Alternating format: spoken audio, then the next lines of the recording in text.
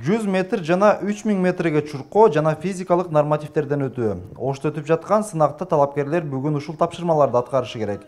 Алар милициянын кайгылуу кызматынын Оштогу бөлүмүндөгү бош орунга ат салышып жаткандар. Мындан 5 күн мурун тестирлөөдөн өткөн Актилек Орозалиев бүгүн физикалык нормативтерди тапшырды. Давай, жигиттер 3 күн калды, давай.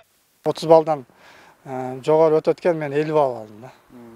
Ал сезондагы жакшы тапшырдым, Кудай кааласа.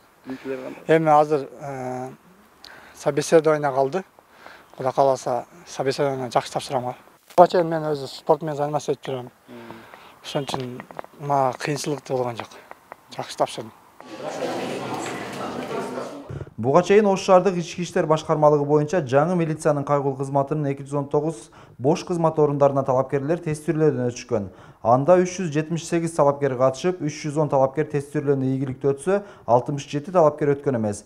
Бүгүн сынактын экинчи баскычы физикалык нормативтерди тапшыруу аяктайт. Физикалык талаптарды ийгиликтүү тапшыргандарды кийинки баскычтар күтөт. Ал эми дене тарбиядан сынагынан ийгиликтүү өткөн кызматкерлер 20-21 август күндөрү маектешүүгө кирет. Бардык ошол сынактардын баарын ийгиликтүү өткөн талапкерлер 1 сентябрь күнүнөн баштап 3 айлык окууга жөнөтүлөт. 3 айлык окууга жөнөтүлүп, булар ушул Ош шаарында 1 милициянын кайгылуу кызматы бөлүмүнүн кызматкерлеринин ишин ушул жылдын 1 декабрынан баштап көрө алабыз.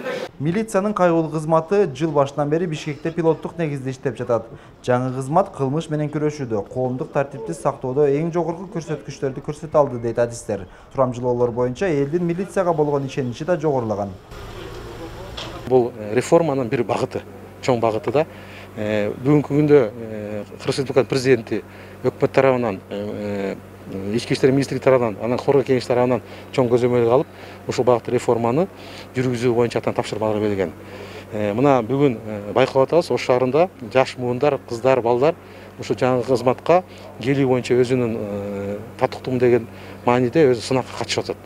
Мен ойлойм, жана ишендире кетем, жаңы түзүлгөн кызмат милициянын кайгылуу кызмат бөлүмү иштеген кызматкерлер коомдук тартипти сактап, элдин кызыкчылыгын, элдин коопсуздугун сактоо боюнча ишин алып барат деп ишендире кетем.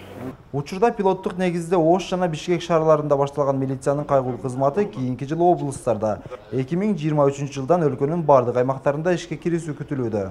Эрмек Муратбек уулу, Мунарбек Арзыбек уулу, Пирамида, Ош.